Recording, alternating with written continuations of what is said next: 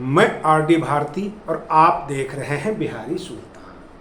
बिहारी सुल्तान channel पर बिहार विधानसभा से जुड़ी हुई खबरें एवं बहुजन समाज पार्टी की लेटेस्ट खबर जो उत्तर प्रदेश में घटनाक्रम हो रही है सब लेकर हम प्रस्तुत होते हैं। अगर आप हमारे चैनल पर आ ही गए हैं तो 5 मिनट रुककर पूरा विश्लेषण सुन लीजिए, समझ लीजिए कि उत्तर प्रदेश में क्या हो रहा है और बिहार में क्या चल रहा है। हमने अपने स्क्रीन पर क्यूआर कोड और फ़ोन पे नंबर लगा रखा है। अगर आप आर्थिक सहयोग देना चाहते हैं तो आप ज़रूर कीजिए चैनल को, ताकि हमें काम करने में सुविधा होती है।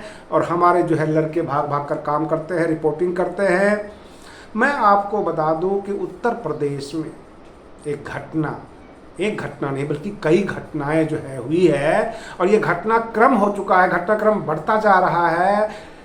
उत्तर प्रदेश की बेटियों के ऊपर नुकसान मतलब जो है खतरा है और उत्तर प्रदेश की पुलिस उस पर जो है एक्शन नहीं ले पाती। बहुजन समाज पार्टी के कार्यकर्ता जगह जगह भिड़ रहे हैं। उत्तर प्रदेश की बच्चियों को बचाने के लिए बसपा के प्रदेश अध्यक्ष विश्वनाथ पाल और बाकी तमाम कार्यकर्ता उत्तर प्रदेश पुलिस से जो है भिड़ती है, उनके सामने आर्गुमेंट करती है, थाने पे पहुंचती है कि आप इंसाफ दीजिए, इन गुंडागर्द लोगों से बचाइए। और आज की तारीख में कह सकता हूं कि भले ही उत्तर प्रदेश की राजनीति में, उत्तर प्रदेश की सत्ता में बसपा के एक विधायक है और इस वजह से आप कह सकते हैं राजनीतिक रूप से कि बसपा कमजोर है, लेकिन उत्तर प्रदेश की पुलिस बसपा के कार्यकर्ता को इसलिए सुन रही है क्योंकि 9 अक्टूबर का जो ऐलान हुआ है माननीय काशीराम जी की परिनिर्वाण दिवस पर जो लोग जुटेंगे वो धीरे धीरे इकट्ठा होना शुरू हो गए हैं, क्योंकि 9 अक्टूबर तो अभी काफ़ी समय है, लेकिन तैयारियां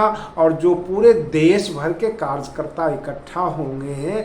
हमने पहले कहा था कि उनका जो कैपेसिटी है स्थल का वो 1 लाख का, लेकिन 3-4 लाख 5 लाख के करीब लोग आने की जो है उम्मीद है। लेकिन कुछ लोग इस तरह का पोस्ट डाल रहे हैं, बता रहे हैं कि 10-15 लाख लोग इकट्ठा हो सकते हैं। ये अंदाजा है, अनुमान है, अफवाह है, लेकिन बाकी गिनती तो उस दिन देखी जाएगी कि 9 अक्टूबर को क्या क्या भीड़ होती है, कितनी बड़ी भीड़ होती है। और रही बात ये, उस भीड़ को देखकर, उस जनमानस को देखकर उत्तर प्रदेश का शासन प्रशासन सख्ते में आ गया है कि अब तो इनकी सुननी पड़ेगी। मैं आपको बता दूं, उत्तर प्रदेश से जो ब्राह्मण समाज के लोग हैं, जो क्षत्रिय समाज के लोग हैं, वो बकायदा मेरे व्हाट्सएप पे मैसेज कर रहे हैं, बोल रहे हैं कि हाथी नहीं गणेश है, ये ब्रह्मा विष्णु महेश है। इस तरह के नारे फिर से दोबारा रिपीट हो रहा है। यानी 2007 में जिस तरह से हंगामे हुए थे और पब्लिक भीड़ इकट्ठा हुई थी, सबने मिलकर बहन मायावती जी को सत्ता तक पहुंचा दिया था, करीब करीब वैसा ही या उससे भी ज़्यादा बड़ा हुजूम बनने की तैयारी में है। कहने का मतलब यह कि योगी आदित्यनाथ जी की जो शासन प्रशासन है और इसमें जो लोग कुचले गए, जो लोग मसले गए, जिनको इग्नोर किया गया, वो सबके सब इकट्ठा हो रहे हैं। सबसे बड़ी बात यह है कि अगर ये कहा जाता है उत्तर प्रदेश में SC ST दलित और सुरक्षित है, सुरक्षित नहीं है, तो लगे हाथ ब्राह्मण समाज भी ये कह रहा है कि ब्राह्मण समाज भी असुरक्षित है। सारे अपराधी क्या ब्राह्मण में ही होते हैं? और ब्राह्मण के अपराधियों को जेल नहीं भेजा जाता है, इनकाउंटर किया जाता है। उत्तर प्रदेश में जो आपराधिक रिकॉर्ड में इनकाउंटर हुआ है, या तो अल्पसंख्यक या ब्राह्मण जो अपराधी पाए गए उनका इनकाउंटर हुआ है। ये योगी सरकार के रिकॉर्ड में देखा गया है, लोग इस पर चर्चा कर रहे हैं। रही बात ये कि SC ST वर्ग को तो ये कुछ समझते ही नहीं, सोचते हैं ये तो कीड़े मकोड़े हैं, इनको तो मसल देंगे, कुछ कर भी नहीं पाएंगे। लेकिन जो दबंग समाज है वहाँ पर ये इनकाउंटर करते हैं, बल का प्रयोग करते हैं, जेल तक अपराधी को नहीं ले जाने देते हैं, रास्ते में ही खत्म करना चाहते हैं। इस तरह का रिकॉर्ड के ऊपर चर्चा हो रही है उत्तर प्रदेश की आम जनता के बीच। मैं आपको बता दूं, बिहार विधानसभा का चुनाव है और बसपा जो है काफी बड़ी तैयारी बिहार विधानसभा चुनाव में कर रही है।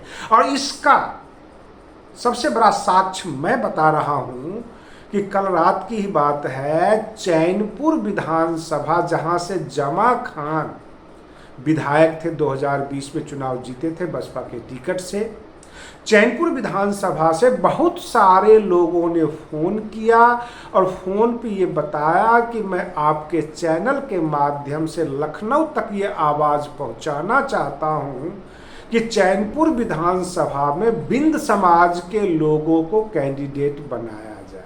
ये बिंद समाज जो है एक तरह से ये गंगा किनारे नदी किनारे होते हैं, ये मतलब मल्लाह टाइप के होते हैं, साहनी समाज। और मुकेश साहनी जो एनडीए में भी रहे हैं, महागठबंधन में भी हैं, उनका ये दावा होता है कि साहनी समाज हमें वोट करेगा, जहाँ जहाँ साहनी समाज है हमें वोट करता है। तो मुकेश साहनी दावा ठोकते हैं। इधर बिंद समाज ने जो राज्यसभा सदस्य और नेशनल कोऑर्डिनेटर हैं रामजी गौतम, उनको जो है काफ़ी स्वागत समारोह भी किया था, उनको जो है ले जाके माला वाला पहनाया और स्टेज पे स्वागत किया। तो बिंद समाज का दावा है कि मेरे समाज से ही विधानसभा का टिकट हो और हम चुनाव जीत कर दिखाएंगे। इस तरह से अलग अलग समाज से हमारे चैनल पे फोन आ रहा है, जिनकी मेजॉरिटी है, जो ताकत में है, हर जगह से फ़ोन करते हैं और चैनल के माध्यम से लखनऊ तक ये आवाज़ पहुंचाने की कोशिश कर रहे हैं कि हमारे समाज से विधानसभा का कैंडिडेट हो और हम चुनाव जीत कर दिखाएंगे। उधर मोहनिया में जो कामना जगन्नाथ वाला जो मैटर फंसा था, वहाँ पर ओम प्रकाश दीवाना काफ़ी मजबूत स्थिति में है और ओम प्रकाश दीवाना जी को अगर टिकट मिलता है तो बहुजन समाज पार्टी के जितने भी कैडराइज वोट है, जो समर्थक रहे हैं, जो शुरू से मिशन में साथ में काम किया है, उस सबको एक आत्मसंतुष्टि होगी कि हाँ भाई मिशन के कार्यकर्ताओं को ये टिकट भी देते हैं। अन्यथा ये आरोप लगता रहता है एक नया आदमी आएगा शायद पैसे के दम पे अथवा पता नहीं क्या उसकी रुतबा होगी और वो टिकट ले जाएगा। ऐसा कई बार पार्टियों के ऊपर आरोप लगते हैं, लेकिन बहुजन समाज पार्टी अपने कैडर, अपने कार्यकर्ता जो मिशन के साथ जुड़े हुए हैं, उन्हीं को टिकट देने का मन बनाया है। अब चैनपुर विधानसभा में बिंद समाज की जो मौजूदगी है वो तो है बड़ी ज़बरदस्त, लेकिन उनके कैंडिडेट कैसे हैं ये तो पार्टी तय करेगी। लेकिन उधर से फ़ोन भी आ रहे हैं, रामगढ़ से भी फ़ोन आ रहे हैं, हर जगह से लोग चैनल के माध्यम से लखनऊ तक अपनी आवाज़ पहुंचाने की पूरी तैयारी कर रहे हैं कि वहाँ तक आवाज़ पहुँच जाए और हमारे समाज के लोगों को टिकट मिले। उधर जैसे ही आजम खान की रिहाई हुई तो आजम खान का कोई बड़ा बयान अभी तक नहीं आया है कि हम किसके साथ जा रहे हैं। हमने भी आपको रिपोर्टिंग में बताया कि आजम खान जी की पत्नी बसपा कार्यालय गई आई, हो सकता है वो सदस्यता भी ग्रहण कर सकती है, किसी काम से भी जा सकती है, बहुत सारी बातें हैं। लेकिन सबसे बड़ी बात यह है कि सपा नेता जितने भी हैं उनके पुराने वीडियो जो वो अखिलेश जी के समर्थन में बोलते आ रहे थे, वो तमाम वीडियो एक्स के ऊपर पोस्ट करना शुरू कर दिए। यहाँ तक अखिलेश यादव जी ने एक बड़ा बयान दे दिया कि जब हमारी सरकार आएगी तो इनके सारे मुकदमे हम वापस लेंगे। कुल मिलाकर समाजवादी पार्टी को ये बहुत बड़ा खतरा महसूस हो रहा है कि आजम खान अगर 9 अक्टूबर को ऐलान कर देते हैं कि हम बहन जी के साथ हैं, बहुजन समाज पार्टी में आ गए, तो सपा तो समझो साफ। कहने का मतलब यह है फिर लड़ाई भाजपा और बसपा की हो जाएगी 2027 में। ऐसे भी लड़ाई काफ़ी मजबूत स्थिति में होगी। बसपा अपनी इतनी तैयारी कर लिया है।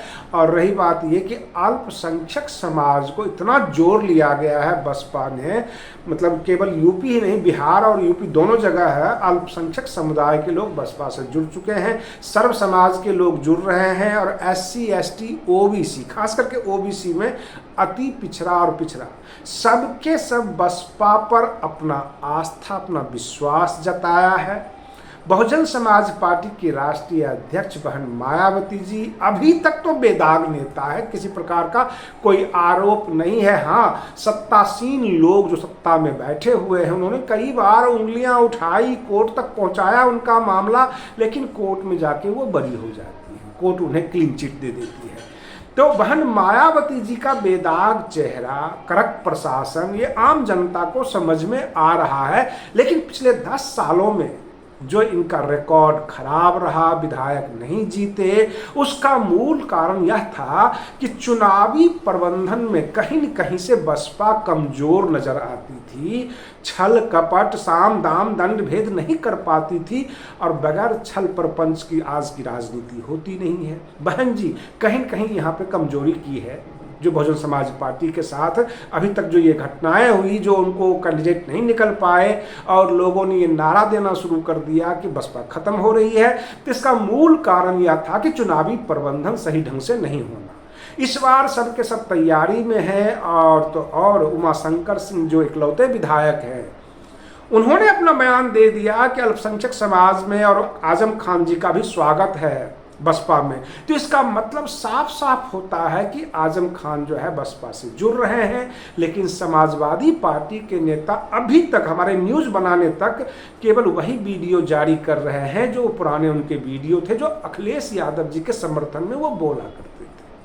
वो तमाम वीडियो जारी करके जताने की कोशिश कर रहे हैं कि आजम खान अभी भी समाजवादी पार्टी के साथ है। लेकिन बसपा इस बार भारी पड़ रही है, उत्तर प्रदेश में भी और बिहार में भी। आज के लिए बस इतना ही। आप बने रहिए बिहारी सुल्तान चैनल पर। हम फिर मिलते हैं अगले वीडियो में, तब तक के लिए धन्यवाद।